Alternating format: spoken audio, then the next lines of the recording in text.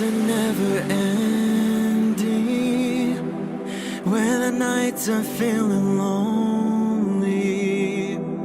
There's a place that I can go, where the birds are free to roam, in the sky, flying high, over fields of greenery. Where the stars inside the sky, where the last one's shining bright, pushing through the storm tonight, we'll be burning on and on and on. Where the stars inside the sky, we're the last ones shining bright, pushing through the storm tonight, we'll be burning on and on and on.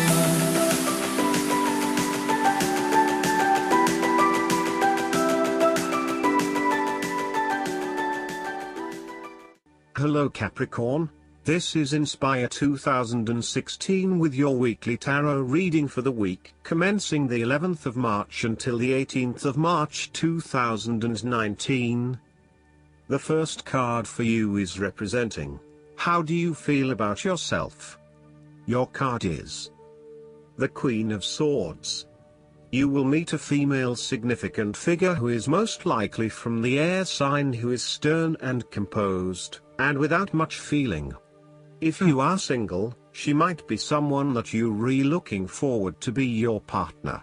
On the other hand, this card also represents the intellect's ability to judge and discern impartially, without the influence of emotion or sentimentality. She likes to know the how, what, why, where, when and who of everything to help her make sense of her environment and to better understand others. It is not that she does not care about others, but she connects to other people through an intellectual understanding rather than an emotional understanding. The Queen of Swords is a sign that you need to be independent in thought and in judgment. You must use your unbiased intelligence in order to make a judgment of a particular situation, drawing upon every piece of information and fact that you have gathered along the way. Empathy or compassion towards others may distract you from the task at hand, so it is important that you think with your head and not with your heart at this particular time. Do not let emotion get in the way.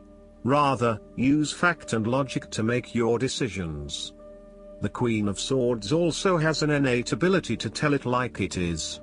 She is a quick thinker and highly perceptive, and as such, she can cut through the noise and confusion to get straight to the point.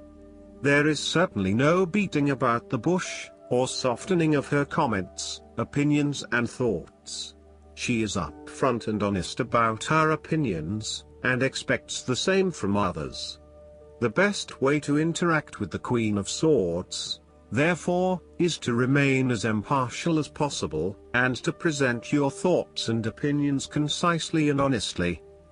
The second card for you is representing, what do you want most right now? Your card is the King of Swords. What do you want most right now is seeking out the truth and a fair judgment.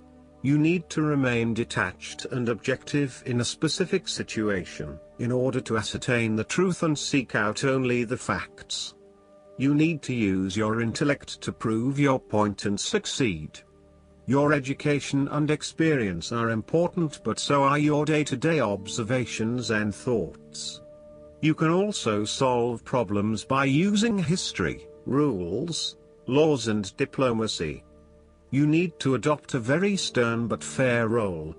You have clarity of mind and can perceive the truth right now, so you must take the lead with providing an objective point of view. You are well positioned to judge your situation appropriately and identify the limiting behaviors that are getting in the way. This is a time when you need to leave emotions out of it, and remain as objective and rational as possible. You may need to reason with others and be quite direct about what you are observing.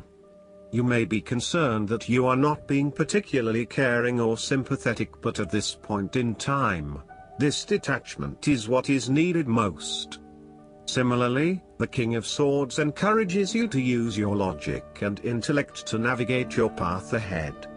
You will need to get to the heart of the matter, make firm and well-researched decisions, and ensure that you are firm but fair in your dealings with others. You need to be able to take any situation, Look at it with total impartiality, and then come to a decision that is both fair and insightful.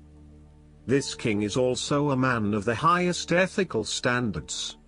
It is impossible to corrupt him, and as such he acts as a pillar of strength who gives sound advice to everyone, no matter who they are. What is more, he firmly expects others to operate by the rules of the law and will not tolerate others who break the law. The third card for you is representing your fears. Your card is the Six of Cups. You are afraid that the issues from your past came out to the open. It is important to explore the memories of your past, but do not get stuck there.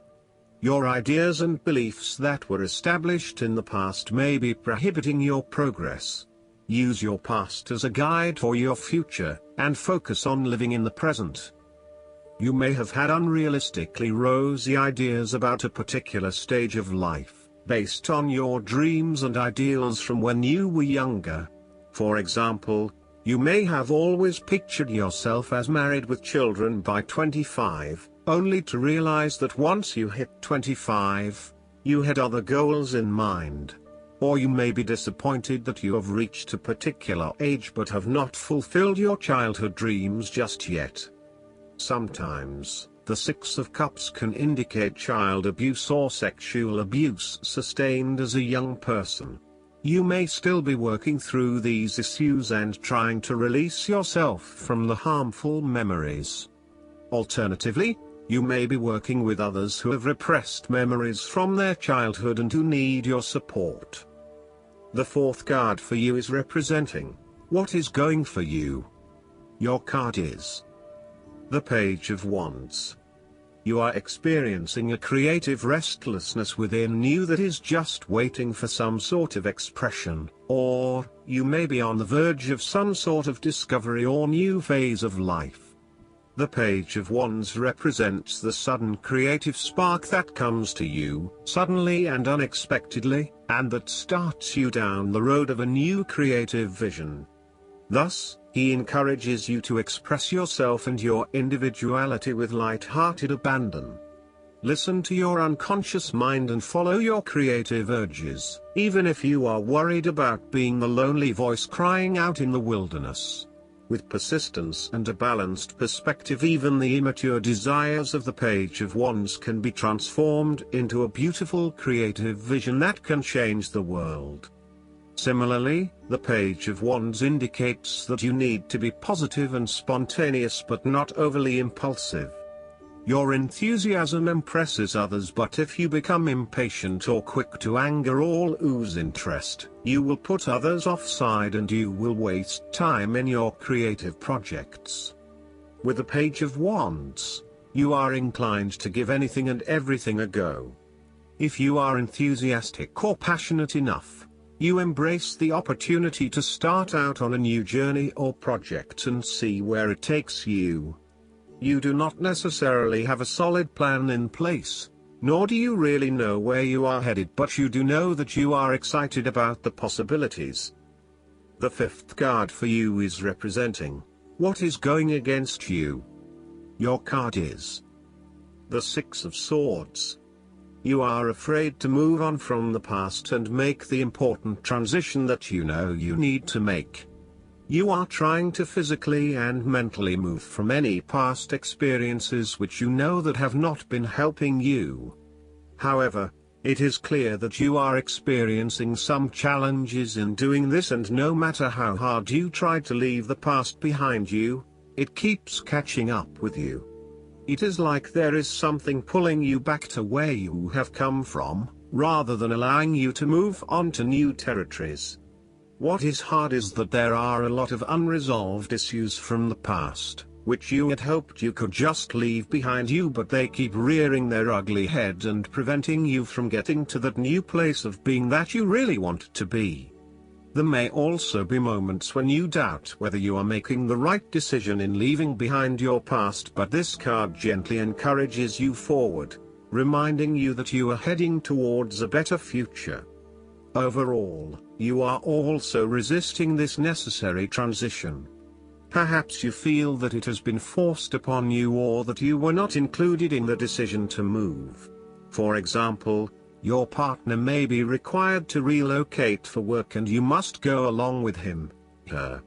What is important is that you look at the benefits of the transition rather than focusing on the drawbacks, so that even if this transition is out of your control, you can at least look forward to something and get some sort of personal value out of it. In terms of your personal relationship, you have not moved on from a past relationship and are carrying a lot of baggage with you. You need to work hard at leaving this behind you, otherwise it will continue to plague your current and future relationships. The last card for you is representing the likely outcome that you may have. Your card is the Ace of Swords. This is a period of great insight and mental clarity. It signifies a breakthrough or an aha moment where suddenly conscious understanding and mental reasoning reach their peak, and achievement of goals suddenly becomes a lot easier.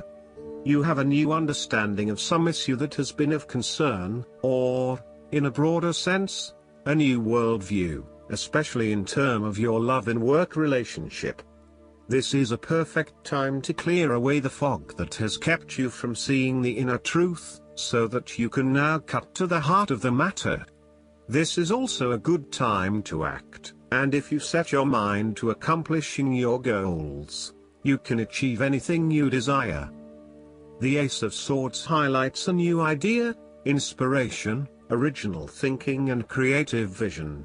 It represents a point at which you have a new way of thinking and the energy to go with it.